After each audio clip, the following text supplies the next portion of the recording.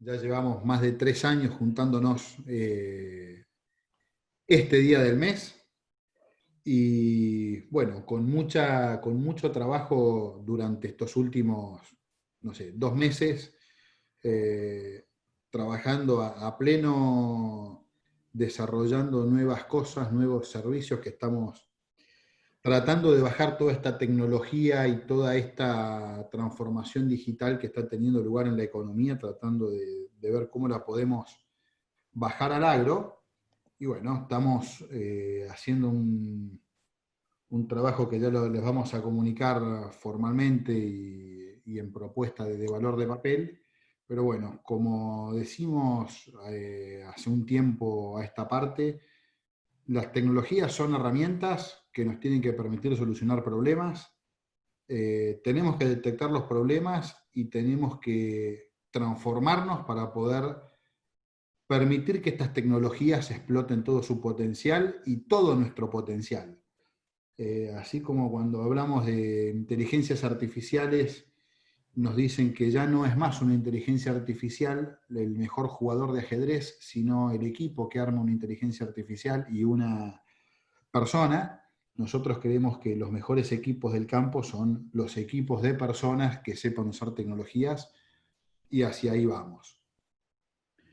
Y en esta línea, uno de los grandes elementos que conocimos estos últimos años fue Esteban Tronfi y esta Red Rabbit, que ahora se va a explayar y nos va a contar él, porque bueno, tuvimos la suerte de haber tenido buena llegada con este trabajo de datos que planteamos en los medios en los últimos meses, relevar el dato como factor de producción tan importante como la tierra y el capital para esta nueva economía, los procesos que necesitamos para sacar el jugo a los datos.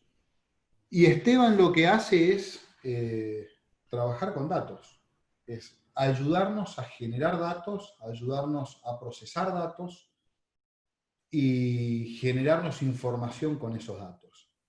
¿Qué haces, Esteban? ¿Cómo andás? Hola Fede, ¿cómo estás? ¿Todo bien por acá? ¿Dónde andás? ¿Montecristo? Altagracia, cerquita de la ciudad de Córdoba. Perfecto. Te- Ya te voy a compartir la pantalla o cuando vos estés listo para arrancar. La idea va a ser que vos compartas la pantalla y vos hagas la presentación.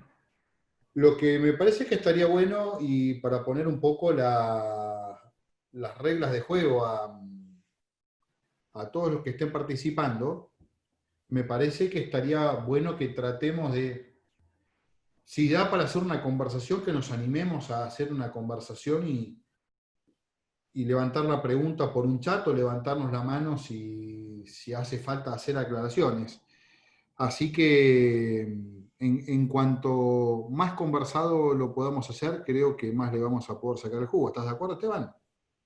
Sí, sí, de acuerdo completamente y dispuesto a que hagan la pregunta en cualquier momento, durante la presentación o al final, da lo mismo donde mejor les parezca.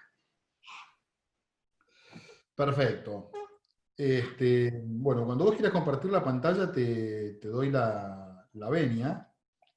Pero previo me gustaría, y no te quiero presentar yo, me gustaría que antes de contar a Rabbit, que cuentes vos quién es Esteban Tronfi y cómo llegó a Rabbit. Bien, bien, bien. Bueno, buenas tardes a todos. Muchas gracias Fede, Joaquín y todo el equipo de Club Actec por este espacio para compartir lo que estamos haciendo. Mi nombre es Esteban Tronfi, soy ingeniero agrónomo.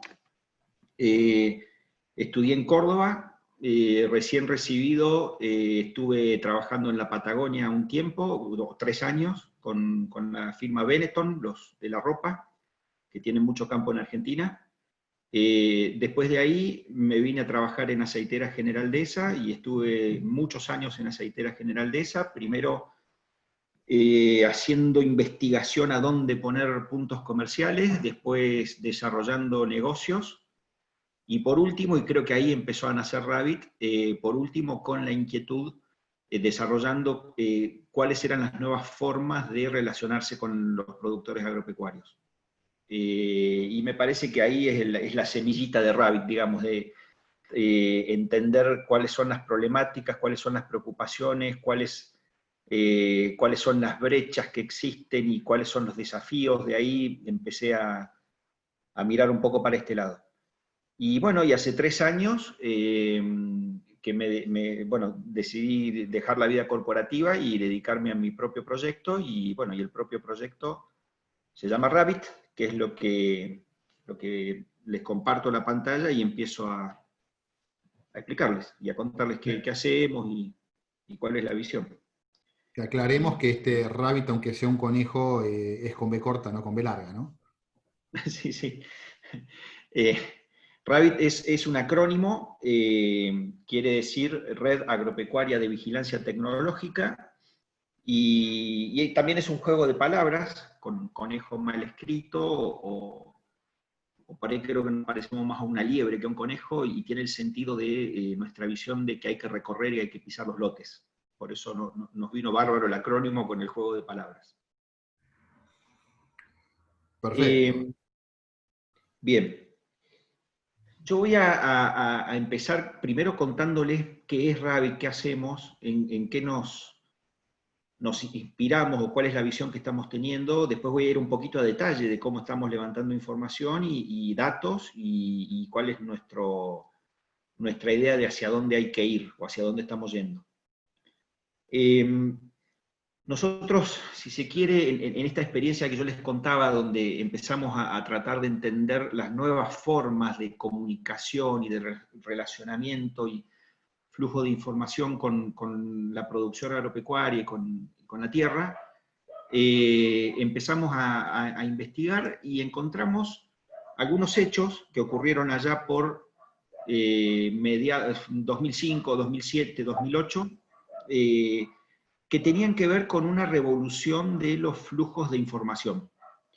Los flujos de información, que eran en un sentido donde la mayoría éramos receptores de información y nos sentábamos a mirar los noticieros, si se quiere, para informarnos, empezamos a ser emisores de información. Y eso se tradujo en algunos hechos muy importantes, algunos no muy felices, como lo que ocurrió en Kenia en el año 2008. Nosotros este caso lo estudiamos mucho. En Kenia en el año 2008 ocurrió un hecho de mucha violencia, posterior a una elección. El país se revolucionó, y fue la primera vez en la historia, o por lo menos de las que nosotros conocemos, que los tequis fueron el principal factor de solución de la crisis. Los tequis me refiero a los tecnólogos. ¿Por qué? Porque dentro de quienes estaban promoviendo la violencia estaban quienes manejaban los medios de comunicación. Entonces, la violencia era extrema y poco conocida por los organismos de paz, y poco manejable porque había poca información, justamente porque la información estaba manipulada.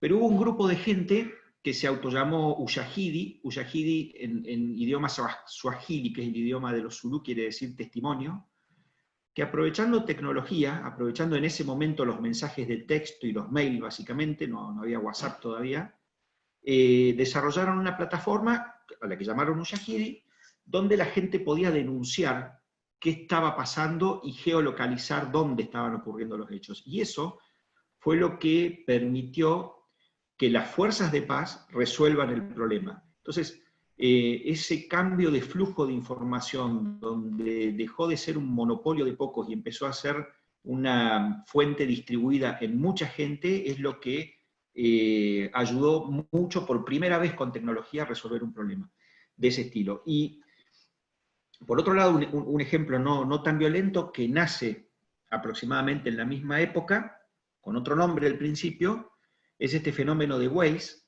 donde también Waze lo único que pone, si se quiere, como organización, son las reglas de qué es una calle, qué es una avenida y para dónde se circula, para dónde es la circulación permitida, pero después son los usuarios, a través de sus celulares, lo que les dan vida y los que le dan movimiento y los que le dan información a este sistema de reglas de tránsito. Entonces, en ambos casos, el fenómeno de los cambios de flujo de información se le puede poner un nombre. En español es difícil encontrar un nombre, porque los españoles, los que hablamos español, somos un poquito más poéticos. En cambio, en inglés hay una palabra que calza justo, una sola palabra, que es crowdsourcing, que tiene muchas definiciones. Esto es literal, tiene más de 40 definiciones, pero nosotros hemos elegido y adaptado una, que es una convocatoria abierta para recibir datos y experiencias de miembros de una comunidad amplia, de manera tal que se pueda co-crear un nivel de conocimiento superior a la suma de conocimientos individuales. Esta es nuestra definición, y esto es, si lo tengo que decir en una sola palabra, lo que estamos haciendo en Rabbit. Nosotros estamos juntando, aprovechándonos, entre comillas, de esta revolución de los flujos de información, capturando las nuevas, o posicionándonos en las nuevas avenidas de información, para agregar valor y para consolidar experiencias reales de campo. A diferencia por ahí de lo que sería una red social, que es tal vez, es parecido, pero es un flujo más caótico de información, porque hay desde adultos mayores hasta adolescentes generando información. En el caso de un Waze o en el caso de un Rabbit, es un tipo de información de mucha gente que tiene al menos un propósito parecido. Y eso cambia el enfoque. No somos Twitter, somos, si se quiere, un Twitter de una industria particular. Eso hace que las reglas estén preestablecidas. Nosotros no generamos, nosotros no hacemos las reglas de la agronomía están hechas, nosotros aumentamos los contenidos de esas reglas. Y en ese sentido, es muy importante lo que venía ocurriendo en el agro, que era todo este fenómeno del cambio climático y todo este fenómeno de que las tecnologías de productos alcanzan ya valores que por ahí, si no se acompañan con tecnologías de proceso, no se aprovechan. Y nosotros tenemos muy claro que las tecnologías de proceso, en el único lugar que se hacen es en el lote, las hace el usuario final. Entonces, capturar la experiencia del usuario final tiene una enorme connotación en el progreso de la productividad y de la agricultura. Estos fenómenos que venían, si se quiere, acorralando a los procesos de progreso de la productividad, hoy, gracias a que nosotros podemos capturar la experiencia real de campo, se vuelven a acelerar muchísimo. Nosotros en Rabbit, ya yendo específicamente a cómo configuramos todas estas inspiraciones, si se quiere, o estas ideas, definimos un propósito. Nuestro propósito es datos reales, datos de campo en tiempo real y en su lenguaje natural, unidos a los progresos digitales para mejorar la producción agropecuaria. Nosotros no nos quedamos solo en los progresos digitales, nosotros lo conjugamos con la experiencia y con la cultura de lo que está pasando en el decisor. Por eso hablamos del lenguaje natural. Por eso para nosotros es tan importante el avance tecnológico como el avance cultural en todo el progreso de la agricultura. Para eso, hablando del lenguaje natural, nosotros medimos, sacamos datos de lo que ocurre en el campo en forma usual. O sea, es decir, Rabbit no son ensayos, nosotros no generamos datos porque recreamos situaciones en ensayos, sino que nosotros tratamos de medir la realidad, tratamos de medir lo que usualmente hace el productor. Para eso ahora les voy a contar con qué metodología.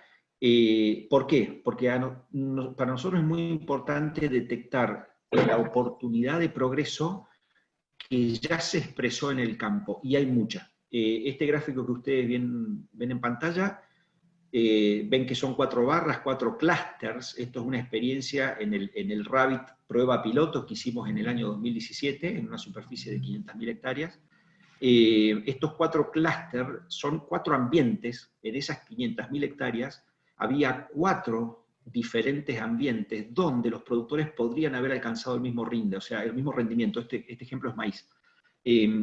Porque no había diferencia de suelo, no había diferencias que impacten en el rendimiento de suelo, no había diferencias de lluvia, había 4 ambientes bien definidos, y sin embargo, la medición real de rendimiento fue que en cada clúster había en promedio un más menos 20% por sobre el promedio del ambiente, y ese más menos 20% lo identificamos estadísticamente, con metodologías estadísticas, era debido a decisiones tecnológicas. Es decir, hay un 40% de gap para explorar, y se repite prácticamente en los ambientes. El gráfico, por supuesto, está simplificado, pero es bastante así la realidad.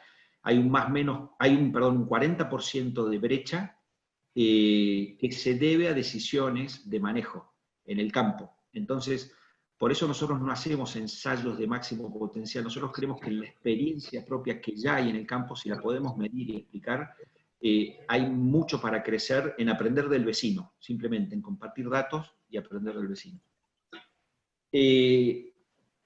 Para llegar a identificar esas brechas, que son las oportunidades de mejora, nosotros establecemos 3 fases de proyecto. Esas 3 fases de proyecto empiezan con una fase 1 que es exploración profunda, donde hacemos una inmersión y medimos todo lo que podemos medir. Medimos de más, seguramente. Medimos en total, en esa primera fase de exploración profunda, 120 variables. Algunas tienen más impacto, otras menos, pero lo importante es que nosotros no nos quedemos con nada que nos puede servir para medir. Y en esa primera fase también creamos la red, generamos la confianza para que se compartan los datos. Después viene una segunda fase, que es donde nosotros ya empezamos, si la primera fase tiramos con escopeta, en la segunda fase tiramos con rifle. Ya empezamos a focalizar, ya empezamos a entender cuáles son las claves, ya empezamos a desarrollar los modelos, ya empezamos a saber a dónde hay que buscar y empezamos a aprender. Y después viene una tercera fase, donde si nosotros ya pasamos a decir que ahora tenemos que salir de este micromundo que se integra en Rabbit y volcar la experiencia a todo el resto del barrio. Ahora cuando les cuento un poco metodología esto lo van a entender. Pasamos de un ambiente de dato rico a un ambiente de dato pobre. Entonces empezamos a necesitar en la fase 3 mayor sensorización, mayor uso de inteligencia artificial, automatización. Ahora cuando lo explique, creo que cuando muestre el ejemplo lo van a terminar de entender bien. Metodológicamente, en la fase 1 tenemos un diseño geoestadístico. Acuérdense que nosotros necesitamos generar datos que describan una realidad en territorios, con lo cual no podemos tener pocos datos. Nosotros hacemos un diseño geoestadístico, cuadriculamos la región donde nos vamos a instalar, tenemos cuadriculado todo el país ya, y ya nos hemos instalado en alguna parte, en 3 millones de hectáreas. Esas cuadrículas son nuestras unidades, nuestros píxeles de generación de datos y de información, tienen 40.000 hectáreas, y cada píxel de 40.000 hectáreas nosotros repetimos todos los protocolos, todo lo que hacemos para generar información.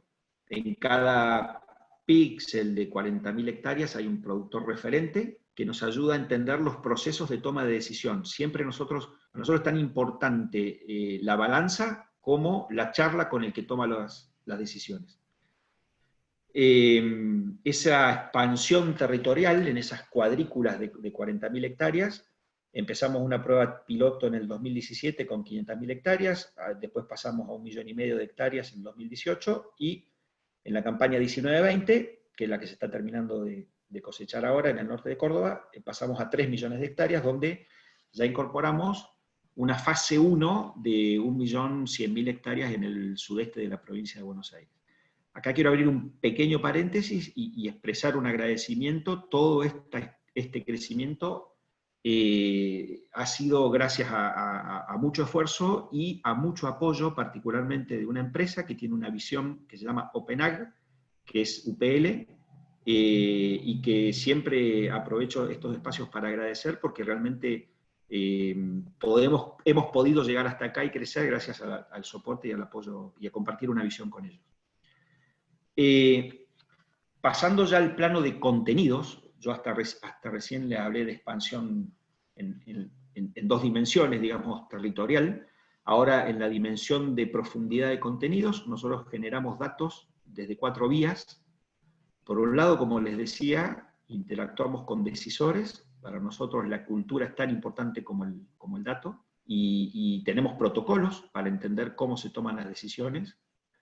Por otro lado, generamos lo que llamamos verdad de campo, y acá hay una metodología propia de Rabbit con mucho desarrollo. Nosotros, ahora les voy a contar, generamos información hiperlocalizada que nos permite abarcar todas las situaciones que ocurren en un territorio.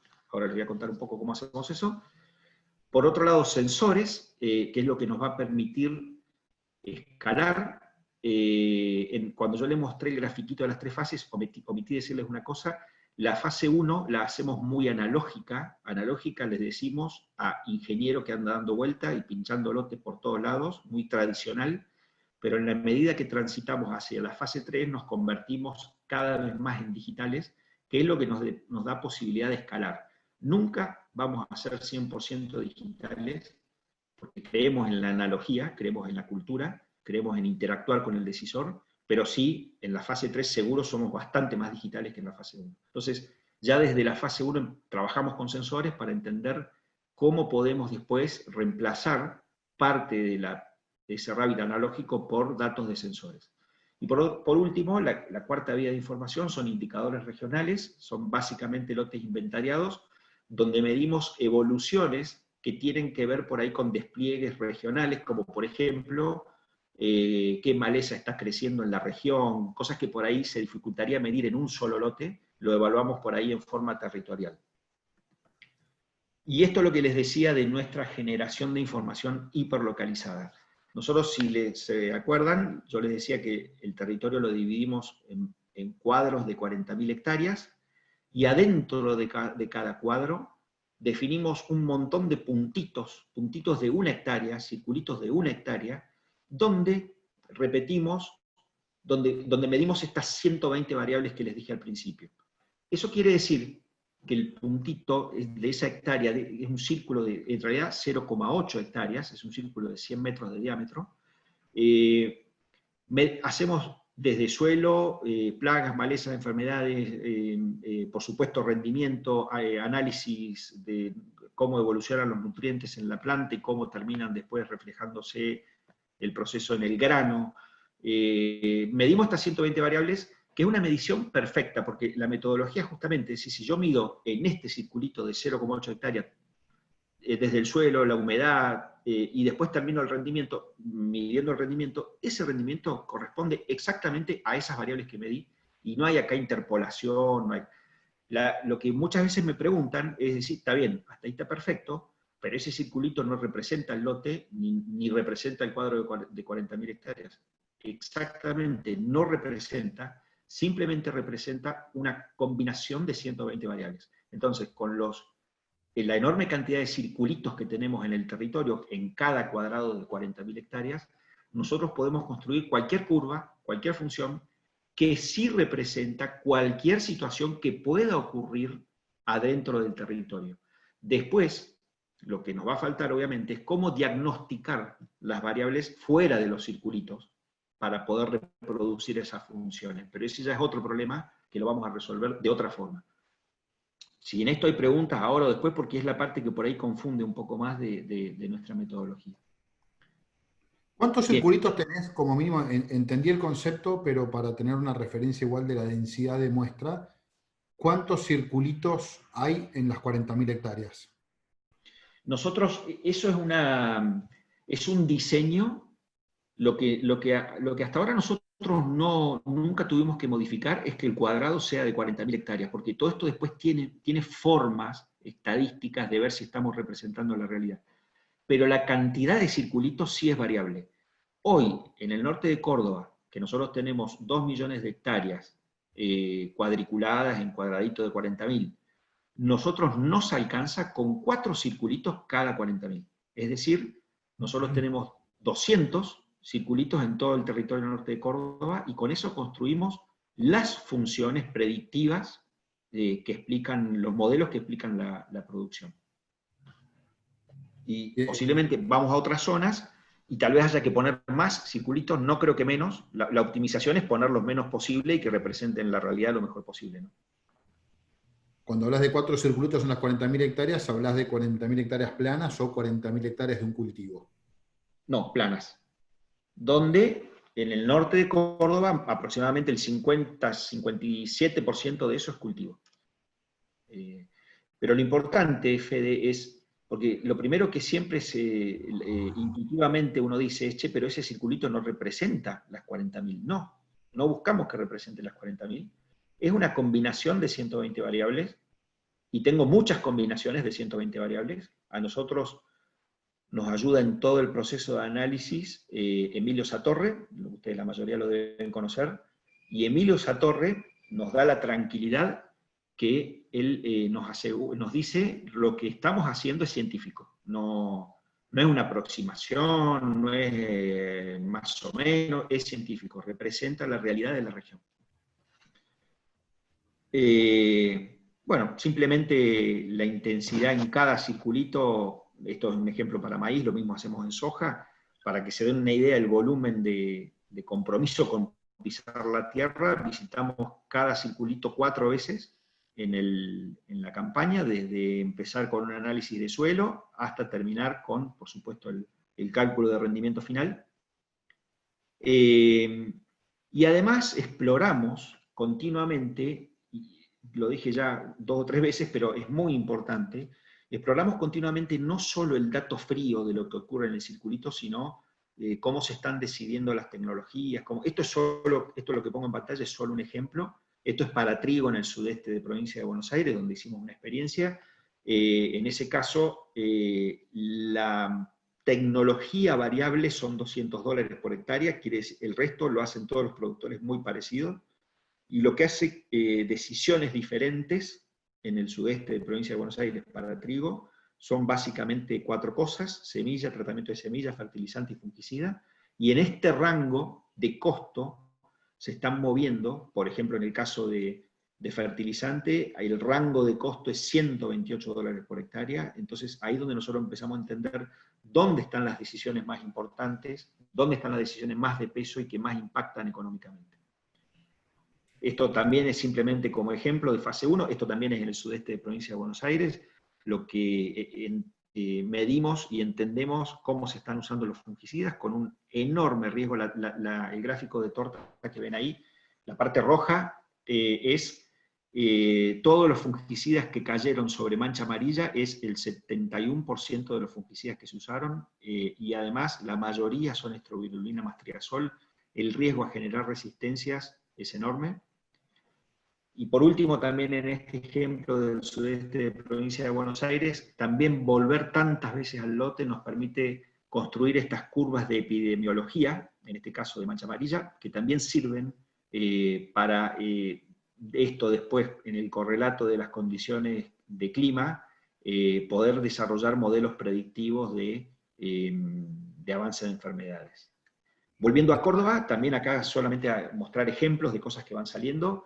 En el norte de Córdoba, y me incluyo, todos trabajábamos cuando hacíamos nuestro balance de nitrógeno con una mineralización de la materia orgánica del 3%, del nitrógeno de la materia orgánica del 3%, y realmente nosotros estamos midiendo que las mineralizaciones, gracias a todos estos circulitos que medimos la vida del cultivo, y terminamos midiendo los nutrientes que hay en el grano y los nitratos finales que hay en el suelo, hacemos nuestros balances, y terminamos descubriendo que la mineralización en el norte de Córdoba, que todos usamos el 3%, va del 1 al 10%. Entonces empezamos a ver que no es que descubrimos nuevas leyes de la agronomía, pero que en cada región, en cada lote, las leyes están reglamentadas de otra forma, y es lo que nos ayuda esta atomización de la generación de información.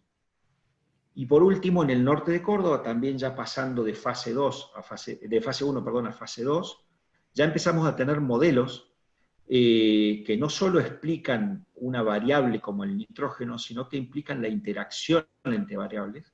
Estos mapitas que ustedes ven en pantalla son, bueno, de la región Rabbit del norte de Córdoba. El de más a la derecha es la predicción que hizo nuestro modelo de rendimiento de maíz, utilizando solo 12 variables de todas las 120 que medimos, y el mapita que está un poquito más a la izquierda es el rinde real mapeado de todos los lotes que tenemos inventariados, digamos, que nos permiten construir este mapa. Ustedes ven que estamos aproximando mucho a tener modelos. El modelo es lo que está con fondo amarillo abajo a la izquierda, donde ustedes ven cuáles son las variables que están aportando rendimiento y cuáles son las variables que están tirando para abajo el rendimiento en maíz. Esto es una campaña, y ahora en septiembre vamos a tener 3 campañas, con lo cual el modelo sabemos que va a ser muy sólido. Y el grafiquito de más a la izquierda arriba es la línea verde, serrucho, es rendimientos reales de 100 y pico de casos, y la línea roja es el rendimiento en cada caso que estimó nuestro modelo. Lo importante, o sea, estamos aproximando muy bien cuáles son las variables clave, muchas menos de todas las que medimos, que hay que manejar en el norte de Córdoba, y lo interesante de esto es que la estamos cuantificando. O sea, entonces empezamos a ayudar a los procesos de toma de decisión. No es que esto lo hacemos para adivinar el rinde, lo que más nos interesa es que descubrimos los factores más importantes que terminan regulando el rendimiento. Entonces, para ir terminando esta presentación y finalizando lo que es fase 2, donde ya identificamos cuáles son los modelos, cuáles son los datos clave, empezamos a transitar fase 3. Lo que ustedes ven acá en pantalla es nuestro set de datos, nuestro set de información. Concéntrense en el mapita de más a la izquierda. Nosotros tenemos 50 productores integrados en la red Rabbit del norte de Córdoba, y en el norte de Córdoba nosotros calculamos 1000 productores. O sea, nosotros estamos generando información del 5% de la población, pero que sabemos estadísticamente que puede representar a los 1000. En las curvas, en los modelos que nosotros tenemos, los 1000 pueden estar representados, pueden encontrar su situación. El problema es que seguramente no tienen las variables medidas para poder hacer funcionar los modelos y tomar decisiones. Entonces, ese es el secreto de la fase 3. El secreto de la fase 3, que ya empezamos a transitar, es empezar a utilizar herramientas de inteligencia artificial o herramientas de sensoramiento remoto para, de un ambiente de datos ricos, que es el nuestro, pasar a un ambiente de datos pobres, o de datos normales, donde la gente no mide normalmente todo lo que nosotros medimos, pero con herramientas de inteligencia artificial y herramientas de sensores remotos, lograr que ellos puedan hacer sus diagnósticos, dónde están parados, con menos datos, y puedan utilizar nuestros modelos que han identificado dónde están las oportunidades de mejora. Este camino, este tránsito, empezó ahora, de fase 2 a fase 3, hace meses, hace poquitos meses, y lo estamos caminando con una empresa brasilera que se llama Spacetime Lab, experta en inteligencia artificial, y una empresa holandesa que se llama Van der Sat, que son expertos en sensores remotos, con una tecnología, para los que son agrónomos, impresionante de capacidad de medir humedad de suelo en 50 centímetros, en píxeles de 100 metros por 100 metros, en forma diaria. Bien, este es nuestro futuro, que ya empezamos a caminar, y hasta aquí llega la presentación, Fede. No sé si se entendió algo, quedó abierto a que charlemos.